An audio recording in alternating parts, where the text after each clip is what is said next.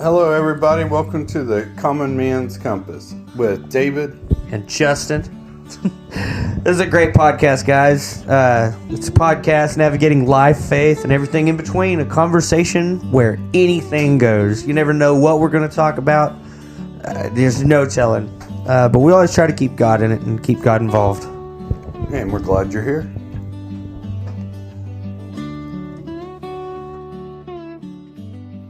Hey, how's it going, everyone? Today, we have a big day. We do have a big day. We have all kinds of things to talk about, don't we? Yes, I haven't done anything all day. But today, I'm now busy. Yeah. So, I don't get those much anymore. Right, I'd never get those. Such is the weekend, though. The weekend's nice. It's nice you can just kind of sit, spend time with your family. So it's nice. Well, my family scattered to the four winds, so I was like, I don't have any. I mean, I had plenty of to do, but I didn't do anything. Well, lazy days are nice once in a while. Right. But I did set up Facebook for the Common Man podcast. See, there you go. You accomplished something. It was hard. It's a few clicks of a button. I'm now that old guy that's like, I don't understand this technology. It's like, come on, man. Get it together. It used to be a whiz on it. Ugh. But it is up and it is running. So if anybody wants to, they can get on Facebook. Yeah. Check us out at the Common Man's Compass. What's it? Like, share, and supply, or subscribe. Yeah. All this newfangled kid stuff. Yeah, no, absolutely. Like, share, subscribe. Check us out. We're on Facebook and Spotify. Facebook will just give you our link to our Spotify, let you know what new episodes have come out and what's new in the world. And you never know, we may post some funny stuff on there or some important biblical stuff. You never know. We're kind of all over the place, but that's kind of how we like to keep it. Keeping everyone up to date on the craziness of life. Have you heard about this? Them going crazy about the drug boats that they blew up? Oh yeah. So Donald Trump blew up some boats loaded with drugs. And I don't care who says what or how they feel. I think that is awesome. Right. It is so bad that he himself is taking a straight war tactic on drugs. I don't want to misspeak, and if I'm misspeaking, please folks correct me. But I think this is the first time where they've said we've got a war on drugs, and he actually declared war. That's crazy. And I don't know if he actually said, hey, I'm declaring war on blah, blah, blah. But well, we had Reagan. Reagan had the war on drugs. Yeah, but he's... I look over and I'm like, yeah, but all you did was put some people in place and go, hopefully you can stop it. This dude's blowing up boats. He's taking cartel members out. And I mean, that's all good, but there's two sides of it. There's the supply and there's a demand with everything. And so he's attacking the suppliers, which is great. Okay. I'm all for that. But no one's doing anything about why is there such a high demand for it. Well, that's because you have terrible people that get other people hooked on drugs. That's a pretty simple answer. And the only thing you can do is try to help these people to make better decisions. Now, that being said, I'm sure you've heard the term, you can lead a horse to water, but you can't make him drink. Right. And so just because you tell somebody drugs are bad, you shouldn't do drugs. And I mean, who says they're going to listen to you? It's all over the news. It's everywhere. Like, people are dying, literally dying from it. And it's like, yeah, I want to try it. Yeah, but not everybody has the common sense to look over and go, you know what? That's a bad idea.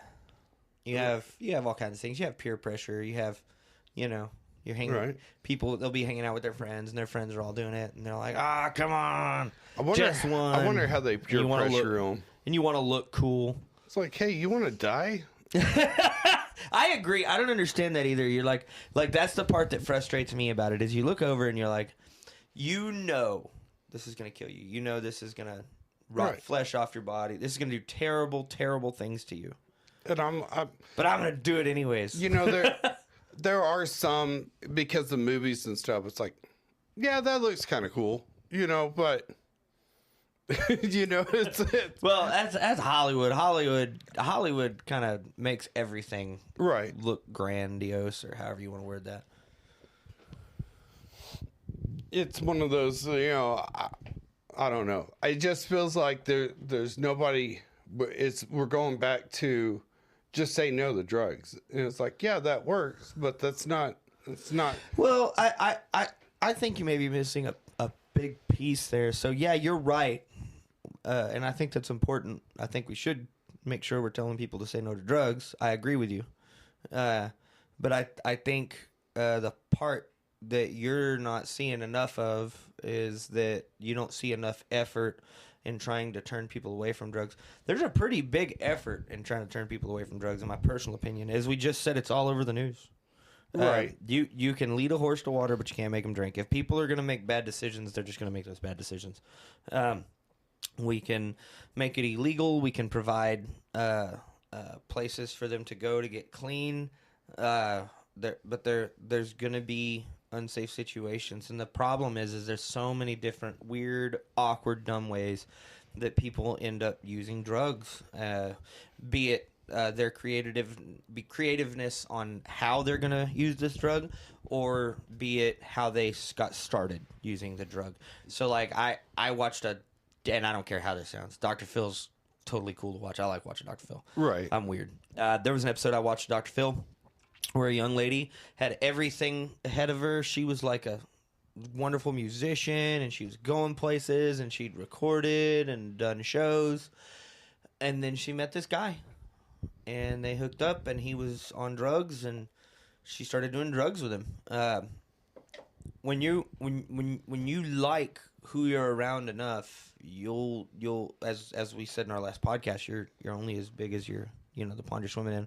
If you like who you're around enough, you're gonna do things like they do things, and that's the problem. That's I think where a big part of it starts, is you have these people who are doing these things, and there's something to be said about growing up without a positive influence in your life, and thinking that in order to be cool you have to be bad. Right. I know a good chunk about that. I won't get too deep into that, but we were all young and we were all stupid. Oh, yeah. But, when I was a kid, it was cool to be bad. Yeah. That's what made you cool, If you were a bad dude, it meant you were a man, and that is not true. Don't show that emotion. So, right, yeah. Don't cry, But,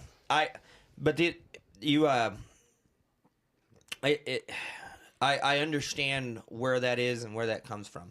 And so I look over and I'm like, well, there is a pretty simple answer to how it happens, why it happens, and what they're trying to do about it. There's huge efforts being made to stop it. The thing that hasn't been stopping is the flow of it into our country. Right. That's the one where I am overly excited, because if you can stop the flow, you can't get it to use it. I know there's some people out there that are like, well, other countries want to be shipping that over here. They absolutely are. I'm like, China's name was on it. Who else? It was China and one other country. I don't want to misspeak. I can't remember if it was Russia or Korea or somebody, but I know China's name was on it. Oh, it was yeah. one of the big ships they stopped that was loaded with fentanyl. And I'm trying to remember which Asian country it was, but they did this tactic with opiates. Yeah, and maybe it wasn't fentanyl. Maybe it was the main drugs or the main chemicals to produce methamphetamines.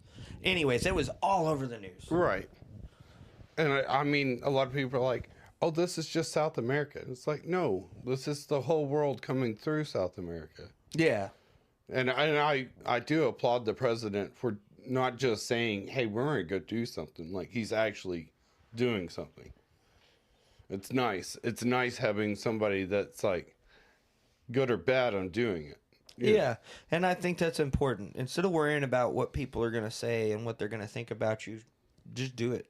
If it's for the good in that sort of a situation, as far as drugs go, shut them down.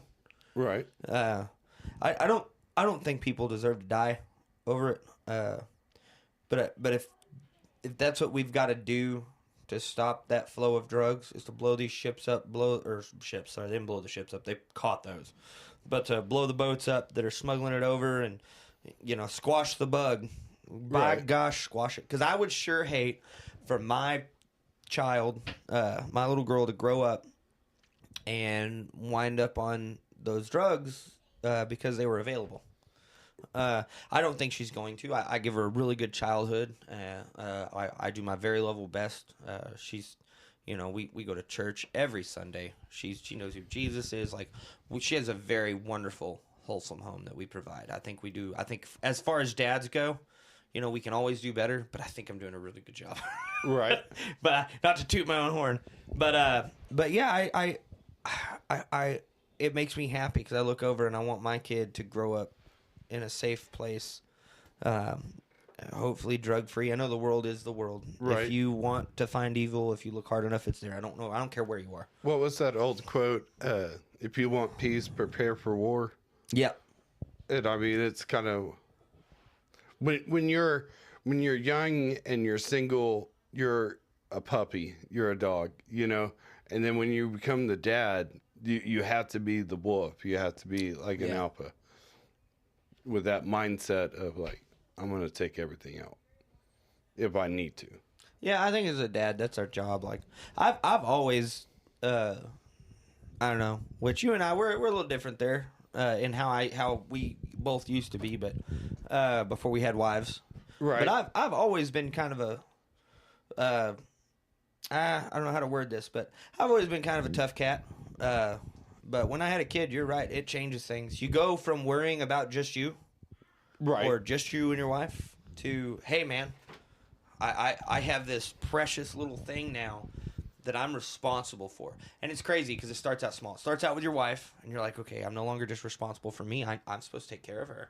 I've got to provide for us. I've got to make sure we have running vehicles. I've got to make sure we have a nice home. I've got to make sure we have plenty of money in the bank. I've got to do all these things. I've got to provide love, and I've got to provide spiritual guidance. We've got to start growing towards God as far as we can, and then you have a child, and that whole thing becomes even bigger, and it's like,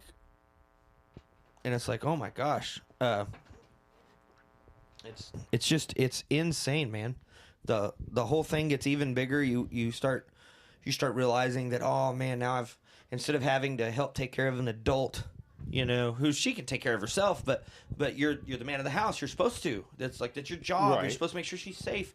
And so now, instead of just providing for this adult who you could totally leave home by herself, you can't leave that child home by themselves. So now you have this cute little bitty thing that you're responsible for, and you get to nurture it and feed it and wake up in the middle of the night with it, take care of it when it's sick, watch it grow, teach it good values. You end up going to Christmas programs and soccer games and cheer practice. Yeah, it gets crazy, man. And as fathers, while all this is happening, in the middle of all of this, it's our job to stay alert, pay attention, lead the household, your wife and your kid, spiritually, and try to do the best you can to provide for them and keep them safe. And spend quality time with them. I may get off work and be dog tired, but I always have time for my little girl. Right. Always. I miss those. My kids now don't have time for me. Yours a little older than mine. Right, yeah. But we haven't gotten to that stage where it's like, oh, don't do that. I haven't, and I try to embarrass them, but I guess they've just gotten used to my weirdness. Right. Yeah. My kid's 5, and I mess with her all the time. I've started saying "Holy Space Cats" a lot, just because it's a funny thing to say. And so when she says, "Dad, did you know blah blah blah?" I go, "Holy Space Cats!" Well, now she started telling her friends "Holy Space Cats." So the other day she's like, "Dad, what does Holy Space Cats mean?" And I was like, "It's like saying holy cow." She's like, "Okay, I'm gonna keep saying Holy Space Cats." I was like, "Go for it." So I'm so happy to say, right, that as a 35-year-old man, I have started a really stupid trend. Oh yeah. I remember when my kids were your kids' age. Yeah. And they, I always got the hug and I always got to play with them. And now that they're older, I don't get it often. But it means more now when they come up to me randomly and give me a hug. Right. And it's like, all right, I'm still good. Yeah, that is nice. But I mean, my girls are good. The steps I did at their age. I mean, and I look at them and I'm like, y'all are so better off than I was when I was your age. You'd have killed your kids if they'd have done the stuff you did at your age. Right. It's funny, we look back and, you think to yourself when you're a kid and you're being gotten onto for whatever you're doing wrong, and you're like, oh, man, I was dumb. I wasn't hurting no. And then as an adult, you look back and you're like, oh, man, I was stupid. Oh, yeah. I totally get it. I think the scariest thing for me was when my mom would just have a nap and she's like, you wait till your dad gets home. And I had to go sit in my room and wait on him. And I'm sitting there sweating. Like, oh, here it comes. He's going to kill me this time. Like, he's going to get me good. Because, my stepdad, he had like the six-pack. He looked like Sasquatch. He was just full of hair. But he worked massive. He worked factory work all his life. He was a big guy. I think he was like 6'3". And, I mean, when he worked, it was scary. Yeah, he's probably like 300 pounds, I bet. He's a big man. Yeah. And he'd come down there and he would open my door, and I mean, it's like Arnold Schwarzenegger walking in. It's like, oh no, here we go. He's like, I heard you disrespecting my wife. And I'm like, oh, okay, we were going that route. But let me explain. And I'll never forget, he swatted me 3 times and then sat on the bed with me and cried. He's like, please don't make me ever hit you again. And I mean, I felt so bad. I was like giving him a hug, like, hey, it's all right, man. Even though you've destroyed me. Oh my gosh, dude. It's I tell you what, I guarantee you I earned like probably every bit I got when I was growing up, dude. I was a mean retard and I was stupid. Oh, I was stupid. I did so many dumb, dangerous things. One time, this house we were living in, and I had bunk beds in my room. We were living there, and I always wanted to see what the attic looked like. So I thought, man, there's no attic entry. Of course, it's a trailer house. Of course, there's no attic entry. It's not like a house I live in today, So I got on that bunk bed, and I started pushing on that ceiling. Well, the ceiling is just sheetrock. So it just, boop, it started cracking. And I was like, oh, man. So I broke it. I put my head in there, and I was like, wow, it is dark, and it's long in here. I'm going to crawl in and see what's in here, because that's what a normal child thinks about. So I crawl in there, and I'm crawling around. I probably was crawling around in that, we're going to say attic, but it's not. I mean, I guess it is an attic, but there's not an access to get in it. I don't know, a couple of days, I would just go in there, and Mom, I'm going to my room, and I'd crawl up in there and hang out in there because I thought I was cool. After about 2-3 days of that, I got fiberglass in my eye. And it would not come out. And I had to come out of my room and explain to my mom why there was fiberglass in my eye. Right. And she was so mad at me. Oh, she was mad. Chewed me up one side, down the other. Took me to the hospital. Chewed me the whole way there. Took me to the hospital. They got the fiberglass out of my eye. Oh, she was so mad at me. But I did dumb stuff like I lit the backyard on fire one time. Oh yeah. I just I liked fire. I thought fire was cool, and I got pretty big trouble over that one. That one got me in some trouble. I did a lot of dumb stuff like that, real stupid stuff. Oh yeah. Once I got a bicycle that was up and running, like I was doing. I miss how brave I was, but it's like, man, I wasn't thinking. We would ride our bikes and we'd get close to a truck and we'd grab onto the tailgate, let them, and it's like, I don't know how many times I've missed and switched off. Yeah. But where I lived in a bigger city, and so I rode my bike everywhere. I mean, I remember one time my cousin and we thought it would be a great idea to go to the big city from where we were. It was about 20 miles out from where we were supposed to be. And we go right to his mom's work to get some cookies. And she's like, how did y'all get here? And we're like, Oh, we rode our bikes, and so yeah, we got in trouble.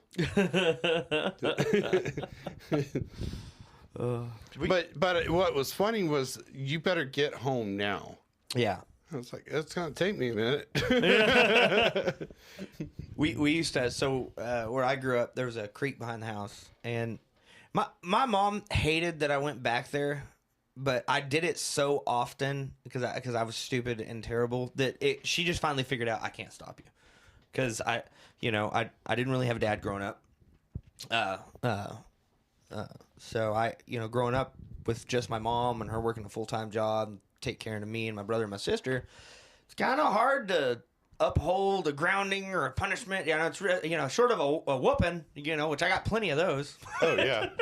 But so I would just go to the creek. I'd go to the creek. I'd go fishing. If the water was down, there was an area there where the water would collect, and you could swim right there. But I was smart. You threw a bunch of rocks in the water because I had this. Well, I say smart.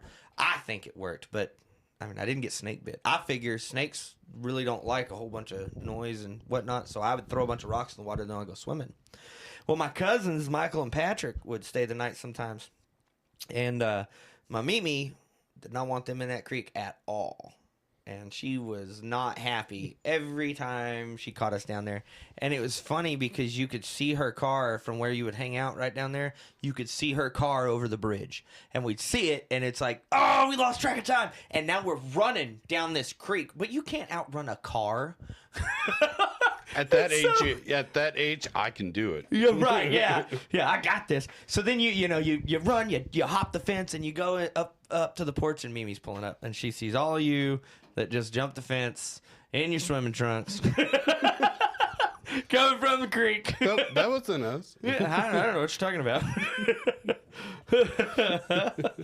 Oh, she used to get so mad, man. We had good times. My one of my cousins, one time we were playing tag in the house. We were chasing each other back and forth, back and forth, back and forth. And this house my Mimi was living in, there's these sliding glass doors. You would go through one sliding glass door and you'd be on the closed-in front porch. It was closed in like a sunroom. You could hook a right, go through another sliding glass door, bring it right back in the house. Well, we were chasing each other through there.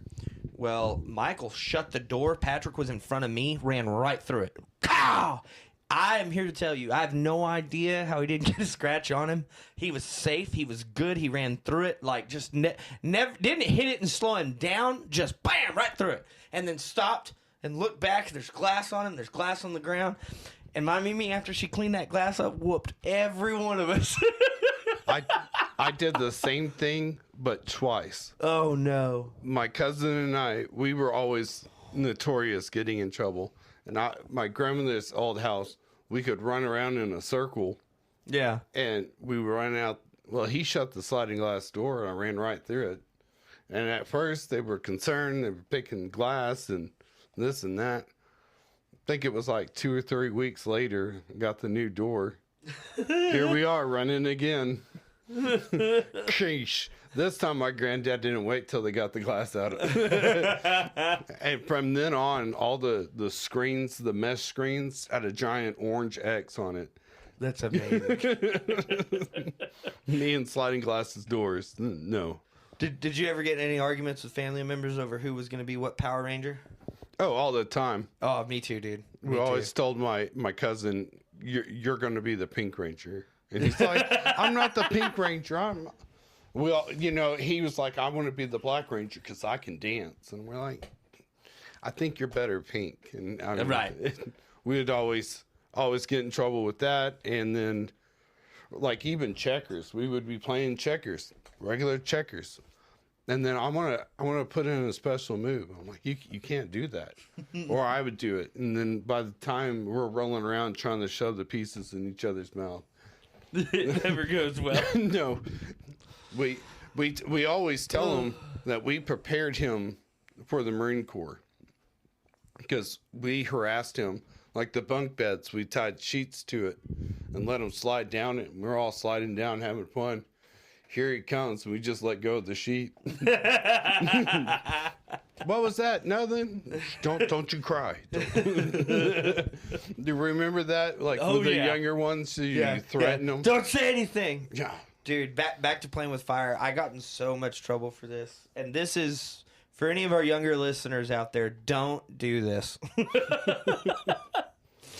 I was playing with matches and I shouldn't have been. And I was young. My mom didn't even know I had these matches because what parent would give their child fire? And I flicked a match at my sister's hair.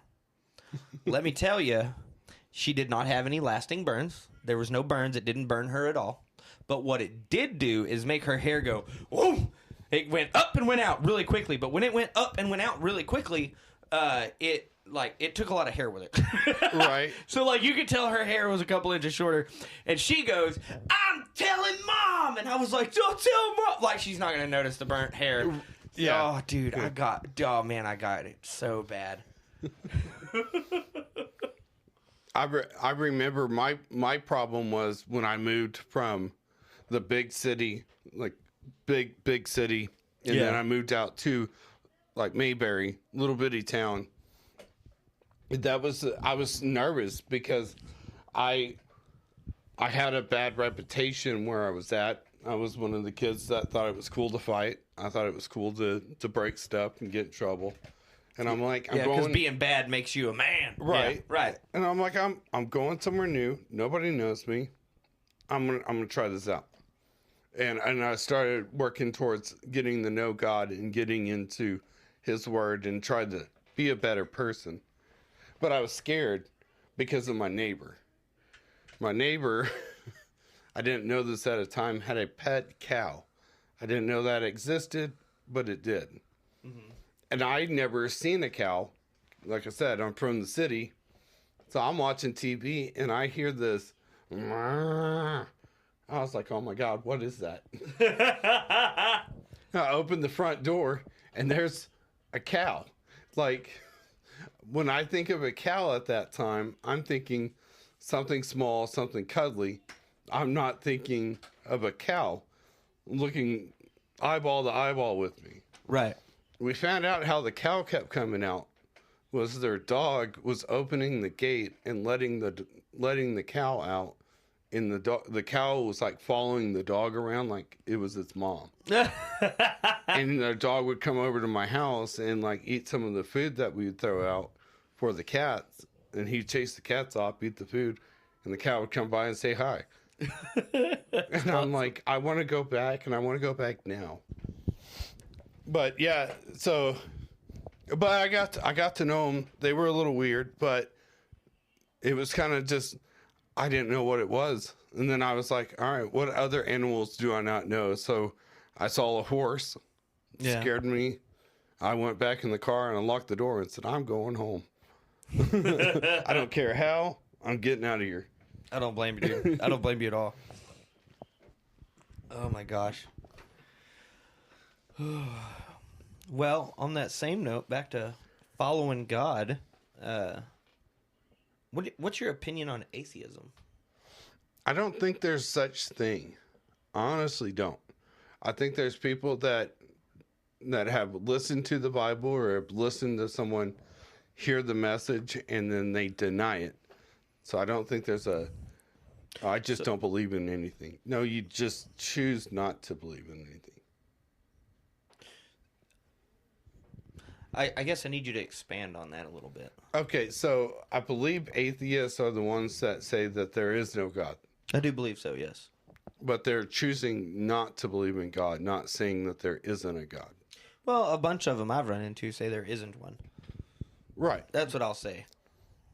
What they're saying is, I don't believe in God. Yeah, they say they don't believe in God. They don't believe there is one. They believe, what atheists believe is that there is no God, and that when we die, we just don't exist. There's no anything. It's not I'm going to not follow you because I'm following something else. They don't follow anything. They don't follow anything. They don't answer to anything. They just don't believe God exists. What I think is funny is, I'm not going to say always, but something I've seen a lot is people that are like, I'm an atheist. I don't believe in God. Haven't read the Bible. Maybe they've read parts of it, but they haven't read the Bible. And by read the Bible, I mean the whole book in its entirety. And and it's funny because then if you look over and you're claiming that you're an atheist, but you haven't studied that religion in its entirety, nor have you studied all the others, because atheism doesn't just go for Christianity. That's for all religions. Right. Like, if you're an atheist, you don't believe in any of them, which means you had to have taken the time to go through the intellectual side of things and say, okay, I've studied Christianity. I've read the whole thing. I've studied Buddhism. I've studied all Muslims. I've studied all of it. I've gone through, studied every bit of it. Jews, Mormons, all of it. And I don't believe it. I highly doubt that any of these atheists, with the exception of maybe a few, have studied every single religion Right. ever and said, yep, okay, now I can say I don't believe in a God. Because how can you say you don't believe in something you don't know anything about? Now, I'm not saying that Buddhism is right or anything like that. The Christian religion is the right one. I don't care. Any of our listeners out there can debate that all day with me. You will never change my mind. God's the way. The Bible is the truth. It is God's living, breathing word, and it is full of truth. God is truth. And so I think that's an issue. I think there's too many people that don't want to stand on that side of things. They look at Christianity like work and loss of fun and don't get me wrong, it is work. Being a Christian, it's not the easiest path in the world, man. It's not something that's going to come to you easy. Sin comes to you really easy. Well, it's kind of like working out. Like, it's hard and it's grueling, but after a while, it's like, hey, I'm looking pretty good, and I feel like that's how my faith has gone. I work with it. I read the Bible and I get into it, and I surround myself around God's wisdom. Yeah. After a while, I'm like, I'm feeling pretty good, but that's when you get complacent. That's where you get comfortable. It's funny, I put atheists, agnostics, and pagans in the same category in my head. Even though agnostics claim to believe in a higher power, they just don't know what they believe in God-wise normally. And pagans believe in everything. Man, there are so many gods they can believe in and don't have to. And if you get on Google and you look up the qualifications for a pagan, it's really dumb. So the qualifications for paganism is really, you don't have to believe in one of those gods, but you probably should. And then it says that you're allowed to do whatever you want as long as you don't hurt anybody around you, and you're not allowed to hurt nature. That's really, you can't do anything. Right, yeah, it's so dumb. Because if you turn the light switch on, you're hurting nature. Right, yeah. The clothes you're wearing, guess what? You're hurting nature.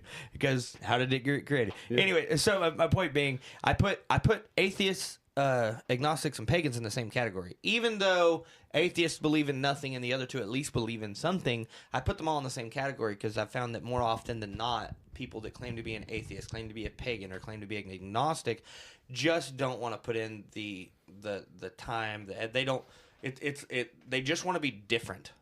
Right. A lot of times they want to be seen differently. I don't want to say they want to be seen as special because that sounds really stupid, but as an individual. Yeah, they want some individuality. The downside is that's not the way to get your individuality. Going to hell is a terrible way to get your individuality. And for the people that really are full-blown atheists, there are no atheists in hell. Not a one. And if you don't understand that, you should probably focus more on reading your Bible. Right. But it's the truth. There are no atheists in hell. You're with the devil and all of his demons. There are no atheists in hell. You will believe. And I don't even understand how people can say, I believe in the devil. The devil's real. And say, demons are real and demonic possession is real, but I don't believe in God. That's stupid. Right. That's like saying you believe in dark but not light. Which is funny because there is no such thing as darkness, only the absence of light. That's a science thing. Yeah. Nerd. Right. Yeah. And a science teacher gets their wings. But on that note, brother, would you like to pray us out? Sure. All right. Lord, thank you so much for today. Thank you for letting us have a good time and getting together. Talking a little bit about you, talking about random setup, Lord. Lord, if there's people out there that don't know you, let us be your vessel to let them know. In your precious name, amen. Amen. Also, we'd like to remind y'all again, we're on Facebook and Spotify at The Common Man's Compass. If you'd like to check us out, hit us up on Facebook. I mean, if you want to say hi, say what's up, like a post, share, subscribe, we'd love it. We appreciate you guys.